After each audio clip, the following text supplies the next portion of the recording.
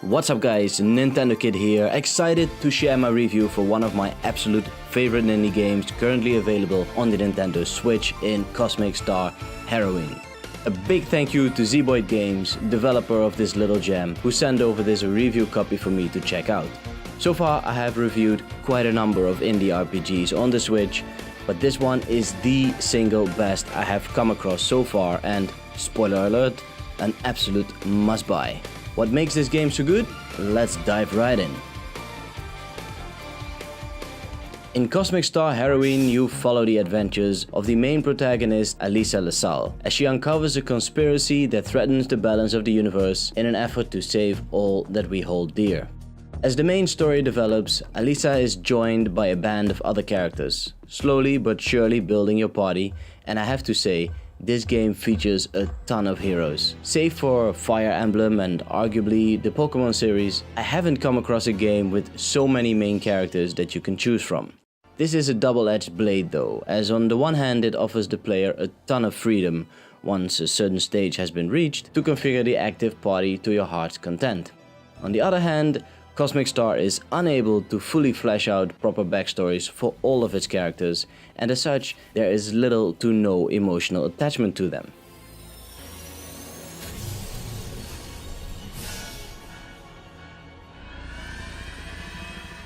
The point from which you can more or less customize your team of up to 4 heroes is around the 7-hour mark. I say more or less as Alisa is not replaceable, and depending on the active scenario, some characters cannot be swapped out.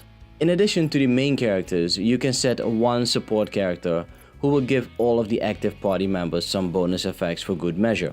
These support characters can be unlocked by talking to the various life forms spread across the planets you visit after achieving a certain goal. Each hero comes with a set of abilities that can be used for dealing damage to your opponents either directly or with a delay, support your allies with various boosts, healing or revival abilities, and the option to defend either yourself or the entire party.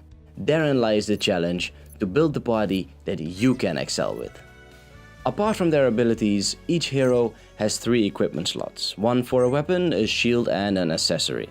Equipment is scattered all around in hidden chests as well as in many of the shops you will find along your way.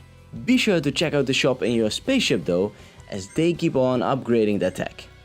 Each piece of equipment comes with a manual.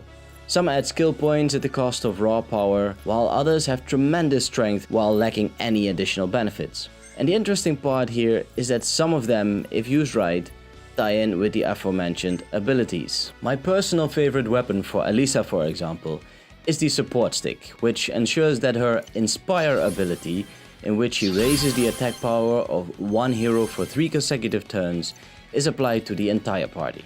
It isn't her strongest weapon, but this effect is unique to this weapon, and likewise it is up to you to outfit your heroes. Another effect of the various pieces of equipment are additional battle skills called programs. These are in essence single-use abilities that could make a difference in the heat of battle, while most of the regular abilities can be recharged during the fight. Out of the 25 hours I have played this game, there's a good deal of time figuring out the right balance for the right situation or enemy. Exciting stuff this. The next layer in your battle preparations is the working of items as usual. This in itself is pretty straightforward, with the main thing to take away here the fact that items are only ever used up during the course of a battle. After the battle is over, the items are replenished once more, a little feature I like a lot. Speaking of replenishing, if a hero happens to die during the course of a battle and reviving is no longer an option, fret not, as the moment the battle is over you will see your fallen one rise up to do a little victory dance, ready to compete in the next fight. The world of Cosmic Star Heroine is absolutely gorgeous and a great throwback to the 16-bit era. The various landscapes, buildings, characters, animals, attack sequences, everything is nicely detailed and the colors chosen just rightly so. The game runs smoothly without any hiccups, and with over 100 minutes of absolute top-notch music and sound effects, it is an absolute bliss to go around. From your main hub, the space station, you set course for the various planets. Once landed, you navigate the overworld from where you can enter certain areas, and once entered, you can go into various buildings and dungeons. Although nothing new, it is a clever way of linking together a 3-layered system without a change of aesthetics. The battles are fought in turn-based fashion, loaded directly from your map, so loading times are kept to an absolute minimum and you'll always have a clear view of what's happening right around you. See an enemy or a group of enemies lurk about? Get the jump on them and juke it out. Are you in a hurry or afraid of confrontation? Try to avoid them and continue your path that way. The fighting mechanism is quite interesting without becoming overly complex.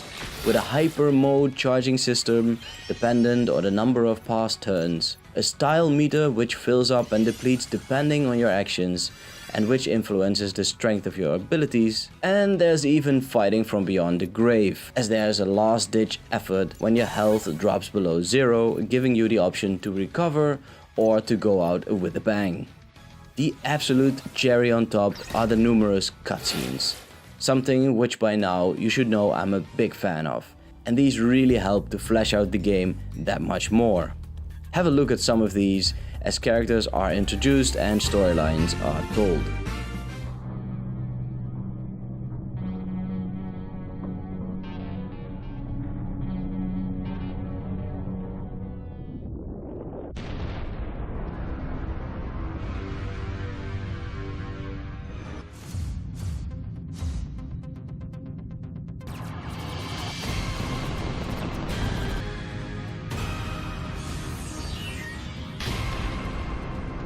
A common thing with RPGs or JRPGs is the grinding aspect, and for those who are unfamiliar with the term, it basically means spending time upgrading your character without advancing in the main story in order to be able to advance at a later stage.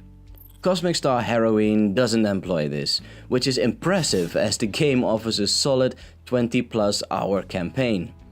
There are a few side quests which are a hit or miss really. I personally like the side story for Dave, trying to regain his arcade high score. The main critique I have though is on the side quest for Lauren, which is significantly harder than the final boss of the main quest. Odd. The developer has reached out to me over on Twitter saying that, quote, "This particular side quest was added post-launch, just for people who like to grind and can be safely skipped." But herein lies the crux, as this game is designed to be completely without grinding, and revisiting the finished areas leaves you with empty halls as enemies are defeated in roguelike fashion. Other than really putting your experience boosting support character to full use, I do not see much option of grinding in this game, a blemish on an otherwise absolutely fantastic game and a definite must buy regardless of this. The Nintendo Switch boasts some heavy hitters in the RPG genre, with games like Skyrim, Xenoblade Chronicles 2, Breath of the Wild, Monster Hunter, Octopath Traveler, Disgaea 5, Ys 8, Valkyria Chronicles 4, and of course the recently released Diablo 3, to name but a few. Each of them offering hundreds of hours of gameplay. But if you are looking for a retro-style RPG in which you can sink your teeth for hours on end without paying top dollar, look no further, as Cosmic Star Heroine can be yours for a mere $15, a steal for any RPG lover or if you're simply new to the genre. Guys, let me know in the comment section down below if you have played the game either on your Switch or on any other platform, as it has been out for quite some time now, or if you are planning on grabbing a copy for yourself. Like the video if you have enjoyed this review, subscribe to the NintendoKid channel to stay up to date, and I will see you next time.